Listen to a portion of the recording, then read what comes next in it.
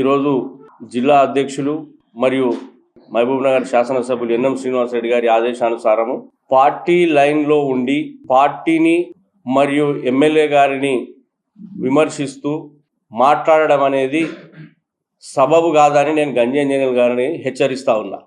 నీకు ఏదైనా బాధ కలిగితే ఎమ్మెల్యే గారు ఉన్నారు, జిల్లా అధ్యక్షులు ఉన్నారు, వారితో ఇంకా ఇతర సీనియర్ నాయకులు ఉన్నారు, వారితో నీకు కలిగినటువంటి బాధను షేర్ చేసుకోవాలి. కానీ బహిరంగంగా ప్రెస్ మీట్ పెట్టి కాంగ్రెస్ పార్టీ నాకు అన్యాయం చేసింది, 2 ఎమ్మెల్యేలు నాకు లెటర్ ఇచ్చిండ్రు, కార్పొరేషన్ చైర్మన్ నాకు లెటర్ ఇచ్చిండు, లోకల్ ఎమ్మెల్యే నాకు లెటర్ ఇస్తలేడు అంటే 30-35 ఏళ్ళకి వెళ్ళి కాంగ్రెస్ పార్టీలో ఉండి 2 పర్యాయాలు కౌన్సిలర్గా నువ్వు పనిచేసి మళ్ళీ నీ సొంత ఆస్తులు కాపాడుకోవడానికి కాంగ్రెస్ పార్టీని వీడి బీఆర్ఎస్ పార్టీలో చేరినప్పుడు నీకు పార్టీ గుర్తుకు రాలేదా? నీ ఆస్తులు కాపాడుకోవడానికి నేషనల్ హైవే మీద నీకు ఉన్నటువంటి కాంప్లెక్స్ ఆస్తులు కాపాడుకోవడానికి, శ్రీనివాస్ కాలనీలో ఉన్నటువంటి భూములు కాపాడుకోవడానికి శ్రీనివాస్ గౌడ్ ఎంబడి నువ్వు పోలేదా? తెలంగాణ ఉద్యమంలో చురుకైన పాత్ర వహించినటువంటి నాయకుడు గోనెల శ్రీనివాస్ గౌడ్ బాధితుల్లో ఒక బాధితుడు గోనెల శ్రీనివాస్. ఆయనతో పాటు చాలామంది ఇంకా బాధితులు ఉన్నారు మహబూబ్నగర్లో. మరి దాదాపు 21 సంవత్సరం నుంచి నేను జిల్లా కాంగ్రెస్ పార్టీలో ఉండుకుంటూ వివిధ పదవుల్లో హోదాల్లో ఉండుకుంటూ నేను ఆశించిన పదవి నాకు కూడా రాలేదు. మరి నేను కూడా పార్టీ లైన్ తప్పి ప్రెస్ మీట్ పెట్టడం జరిగిందా ఏంటన్నా? మేము కూడా జైల్లో పాలైనాం, శ్రీనివాస్ గౌడ్ బాధితులం. శ్రీనివాస్ గౌడ్ 27 రోజులు నన్ను కూడా జైల్లో పెట్టిండు. నువ్వు ఏడున్నావన్నా? గంజి అంజనేయులు గారు మిమ్మల్ని నేను అడుగుతా ఉన్నా, ఏడున్నావు నువ్వు? పార్టీని అర్ధాంతరంగా కష్టకాలంలో విడిచిపెట్టి వెళ్ళిపోయినావు. కొందరి మాటలు విని నీ ఆస్తిని నీవు కాపాడుకోవడానికి పార్టీని విడిచిపెట్టి వెళ్ళిపోయినావు. నేను ఇంకా కాంగ్రెస్ పార్టీ అంటావు. నీ ఇంటికి ఎమ్మెల్యే ఎన్ఎం శ్రీనివాసరెడ్డి గారు, గంజి అంజనేయులు గారు, నేను కాంగ్రెస్ పార్టీ తరఫున పోటీ అభ్యర్థిని, నాకు నీ సపోర్ట్ చేయమని అడగడానికి నీ ఇంటికి వస్తే నేను ఎన్పి వెంకటేష్ అన్న గారు, ఇదే గోనెల శ్రీనివాస్ ఉన్నాడు, ఎమ్మెల్యే ఎన్ఎం శ్రీనివాసరెడ్డి గారు సమక్షంలో నువ్వేమన్నావు? అన్న అవతల క్యాండిడేటు మా భూముల మీద పడ్డాడు, మా భూములన్నీ ఆక్రమిస్తాడు, మా భూములన్నీ గ్రీన్ బెల్ట్లోకి వేసిండు, రోడ్ కటింగ్లో మా ఆస్తులు కట్ చేస్తున్నాడు, నేను మీకు సపోర్ట్ చేయలేనన్నా, నేను జడ్చలకు పోయి ఎన్నికల్లో తిరుగుతా అన్నా అని చెప్పి నీ ఇంటికి వస్తే మాకు చెప్పినావు. ఐఎమ్ లైవ్, నేను లైవ్లో ఉన్నా. నీ ఇంటికి వచ్చి ఛాయ్ తాగేది కూడా ఎన్ఎం శ్రీనివాసరెడ్డి కింద పెట్టి పాండి మంచిది గంజి అంజనేయులు అన్న అని చెప్పి నీకు దండం పెట్టి మేము బయటకు వచ్చినాం. నువ్వు ఈరోజు కాంగ్రెస్ పార్టీ గురించి మాట్లాడుతావు. కాంగ్రెస్ పార్టీకి నువ్వు ఏడ పని చేసినావన్నా? నువ్వు మళ్ళీ గెలిచిన తర్వాత అయినా ఎన్ఎం శ్రీనివాసరెడ్డి గారి విశాలమైన హృదయంతో నిన్ను మత్స్యశాఖ పర్సనల్ ఇన్ఛార్జ్గా నియమిస్తే ఏనాడు కూడా అడ్డు చెప్పలే. ఎందుకు ఇచ్చిర్రా గంజినేల అని చెప్పలే ఎవరికి కూడా. సరే కొనసాగకో, కాంగ్రెస్ పార్టీలో 30 ఏళ్ళు చేసిండు, తన ఆస్తులు కాపాడుకోవడానికి బీఆర్ఎస్ పార్టీలోకి వెళ్ళినా కూడా నిన్ను ఎక్కడ కూడా ఎన్ఎం శ్రీనివాసరెడ్డి గారు ఇబ్బంది పెట్టలే, కాంగ్రెస్ పార్టీ ఇబ్బంది పెట్టలే. అయినా నిన్ను 30 ఏళ్ళ కింద ఉన్నటువంటి సభ్యుడే అనుకొని కాంగ్రెస్ పార్టీ హక్కున చేర్చుకున్నది. అలాంటి కాంగ్రెస్ పార్టీని నువ్వు ఈరోజు తిడుతూ ఉన్నవే. కాంగ్రెస్ పార్టీ నాకు అన్యాయం చేసింది, అన్యాయం చేస్తే 2 సార్లు ఎట్లా కౌన్సిలర్ పోయినావు, 3ఓసారి టికెట్ ఇచ్చినాం, 3ఓసారి ఓడిపోయినావు, 3ఓసారి ఓడిపోగానే నువ్వు బీఆర్ఎస్ పార్టీలకు నీ ఆస్తులు కాపాడుకోవడానికి పోయినావు. 2020లో 2021 సమయంలో 20లో ఎలక్షన్ అయిపోయినాయి, 2021లో నువ్వు మీ అన్నదమ్ములు అందరూ కలిసి టీఆర్ఎస్ పార్టీలో చేరింది. మరి నీకు కాంగ్రెస్ పార్టీ ఎక్కడ అన్యాయం చేసిందన్నా? 24లో అధికారంలోకి రాగానే మళ్ళీ నీకు మత్స్యశాఖ పదవి నీకే వచ్చింది కదా. మేము కాంగ్రెస్ పార్టీ తరఫున ఏ నాయకుడన్నా ఏ కార్యకర్తనన్నా నీకు అడ్డు చెప్పిండా? సరే కష్టకాలంలో ఆయనకి ఇబ్బంది ఉండొచ్చు, పోవచ్చు అని చెప్పే ఉద్దేశంతోనే గప్పుకున్నాం. ఈరోజు నీవు యువకులు రావాలి, ఇక ఉన్నంత కాలం పదవులు మీరే అనుభవించాలనా? కొత్తోళ్ళకి రావద్దా? యువకులకు రావద్దా? పార్టీని పటిష్టత చేయొద్దా? మీ మత్స్యశాఖను పటిష్టత చేయొద్దా? మీ చెరువులను కాపాడొద్దా? ఎవరికి ఇచ్చినమే? మీ ముదిరాజ్ సామాజిక వర్గానికే ఇచ్చినాం కదా. మీరు మతి స్థిమితం కోల్పోయి మేము ఏ పదవిలో ఉన్నామో జీవితకాలం అదే పదవిలో మేమే కొనసాగాలి.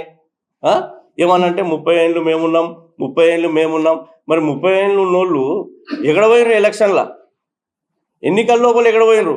పార్టీ కష్టకాలంలో ఉన్నప్పుడు ఎక్కడ పోయినరు? అప్పుడు గుర్తుకు రాలేదా? 30 ఏళ్ళ కాంగ్రెస్ పార్టీని మేము నడిపించుకున్నాం, మేమున్నాము. మరి ఇప్పుడు పార్టీ కష్టకాలంలో ఉంది, మేమందరం విడిచిపెట్టిపోతే ఎట్లయితుంది? పార్టీని కాపాడుకునే బాధ్యత మాకుందని మీకు లేదా? నేను గంజంజన్ గారు ఒకటే అడుగుతా ఉన్నా, హెచ్చరిస్తా ఉన్నా. పార్టీ లైన్లో ఎవరైనా సరే కాంగ్రెస్ పార్టీ కార్యకర్త ఉండొచ్చు, అధినాయకుడు ఉండొచ్చు, కానీ ఎట్టి పరిస్థితుల్లో దీనిపైన మీకు చర్యలు ఉంటాయి, క్రమశిక్షణ చర్యలు ఉంటాయి. ఖచ్చితంగా అవకాశం వస్తే పార్టీ నుండి కూడా సస్పెండ్ చేయడానికి వెనకాడమని చెప్పి నేను తెలియజేసుకుంటా ఉన్నాను. ఎందుకంటే పార్టీ లైన్లో ఉండి నీకేదైనా సమస్య ఉంటే, నీకేదైనా ఇబ్బంది ఉంటే కాంగ్రెస్ పార్టీకి సంబంధించిన నాయకులు ఉన్నారు, సీనియర్ నాయకులు ఉన్నారు. గతంలో నీకు అవినాభావ సంబంధాలు ఉన్నటువంటి నాయకులు కూడా ఉన్నారు. మరి మహబూబ్ నగర్ శాసనసభ్యులు ఎన్ఎం శ్రీనివాస్ రెడ్డి గారు ఉన్నారు. మరి కాంగ్రెస్ పార్టీకి సంబంధించినటువంటి జిల్లా అధ్యక్షులు మధుసూదన్ రెడ్డి గారు ఉన్నారు. వీళ్ళని ఇడిచిపెట్టి నువ్వు ఎవరినో టీఆర్ఎస్ నాయకులను పక్కన పెట్టుకొని నాకు సపోర్ట్ చేసిండ్రు అప్పుడు అని చెప్పి పెట్టుకొని కాంగ్రెస్ పార్టీ మీద నీవు అవాకులు చవాకులు మాట్లాడితే ఫస్ట్ నీవు కాంగ్రెస్ పార్టీలో ఉన్నట్ట, బీఆర్ఎస్ పార్టీలో ఉన్నట్ట నీ అంతరాత్మకు నీవు ఫస్ట్ ఆలోచన చేసుకొని మాట్లాడాలని చెప్పి జిల్లా కాంగ్రెస్ పార్టీ జనరల్ సెక్రటరీగా నేను మిమ్మల్ని హెచ్చరిస్తా ఉన్నాను. రాబోయే రోజుల్లో మీకు క్రమశిక్షణ చర్యలు ఉంటాయి. ఖచ్చితంగా ఎవరిని కూడా, ఎవరు పార్టీ లైన్ దాటినా, ఎవరిని చిన్న కార్యకర్త ఉన్నా, పెద్ద నాయకుడు ఉన్నా ఖచ్చితంగా చర్యలు ఉంటాయని చెప్పి తెలియజేసుకుంటాను. ఎమ్మెల్యే గారు, వినోద్ గారు, సుధాకర్ రెడ్డి ముగ్గురు సహకరిస్తున్నారు. మాకు వచ్చిన సమాచారం తప్పు సమాచారం. ఎన్ఎం శ్రీనివాస్ రెడ్డి గారు ఎక్కడ కూడా ఈ భూ కబ్జాలకు ఎక్కడ కూడా సహకరించరు. ఫస్ట్ ఆఫ్ ఆల్ ఇక వినోద్ కుమార్ గారు, సుధాకర్ రెడ్డి గారు అంటే మీరు ఆధారాలు తీసుకురండి, దాన్ని ఏమైనా ఉంటే ఖచ్చితంగా చర్యలు ఉంటాయి. ఎమ్మెల్యే గారి పేరు కూడా మేము ఎందుకు చెప్తాం? ఎమ్మెల్యే గారి పేరు కూడా ఎందుకు చెప్తాం? ఒక ప్రధాన పత్రిక, ప్రధాన ఛానల్ ప్రతినిధి ఫోన్ చేసి చెప్పిండు, ఇట్లా ఇట్లా అక్రమంగా కడుతున్నారని వీడియోలు సహా పంపించిండు ఎమ్మెల్యే గారికి.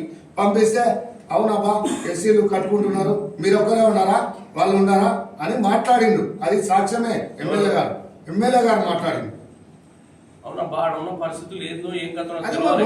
కాగితాలు వెరిఫై చేసి నీకు సర్వే చేసి, రెవెన్యూ వాళ్ళు సర్వే చేసి నీ ప్లాట్ ఇక్కడ వచ్చింది కట్టుకో, తప్పలేదు, ఎందుకు ప్రోత్సహిస్తున్నారు అని అడుగుతున్నాను. మేము ఎక్కడ కూడా భూ కబ్జాలకు ప్రోత్సహించము. అట్లా భూ కబ్జాలకు మా మహబూబ్ నగర్ శాసనసభ్యులు ఎన్ఎం శ్రీనివాస్ రెడ్డి గారు ప్రోత్సహిస్తే ఫస్ట్ కబ్జా చేసిందంటే నేనే ఉంటుంటే ఇది వరకు. మా ఎన్ఎం శ్రీనివాస్ రెడ్డి గారు మాకు ఒకటే లైన్ నేర్పించారు, విద్య, మహబూబ్ నగర్ అభివృద్ధి.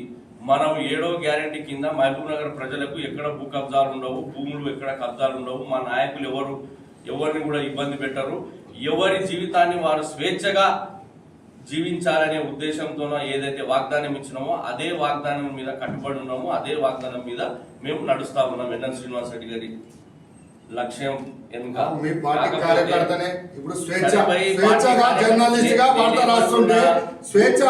కబ్జాలకు పార్టీ నాయకునికి అనే సంబంధం ఉండదు. ఎవరైనా అటువంటిది ఉంటే ఆయన మీద వార్త రాసుకో, పార్టీ దృష్టికి వస్తే ఖచ్చితంగా వారి మీద కూడా చర్యలు ఉంటాయి. భూ కబ్జాలను మాత్రం ఎన్ఎం శ్రీనివాస్ రెడ్డి గారు ప్రోత్సహించరు, మేము కూడా ప్రోత్సహించము. జర్నలిస్టులు దీక్ష చేసినప్పుడు కొంతమంది నాయకులతో పాటు మీరు కూడా వెళ్ళారు. ఆ దీక్షలో మౌలాలిగుడి దగ్గర ఉన్న లేదా పాత పట్టాలు ఉన్న ఆ ప్లేస్లో నెల లోపలనే పట్టాలు ఇస్తామని చెప్పి జర్నలిస్టులకు హామీ ఇచ్చి వివరించేసారు. అది ఎందుకు ఇంకా ఇంతవరకు కొన్ని అనివార్య కారణాల వల్ల జర్నలిస్టులకు ఇచ్చినటువంటి వాగ్దానం 1 month కాకపోవచ్చు.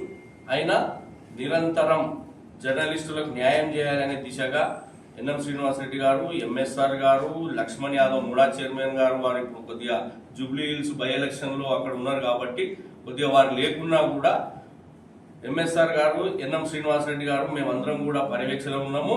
ఇదే మైత్రి ఆదాయ గారు కూడా మొన్న జస్ట్ 4 days బ్యాకే అన్న ఖచ్చితంగా మనం వాళ్ళకు మాట ఇచ్చినాము ఇది తొందరగా చేయాలంటే నిన్న 4 గంటలకు కలెక్టర్ గారి అపాయింట్మెంట్ తీసుకొని కలెక్టరేట్కు వెళ్ళడం జరిగింది.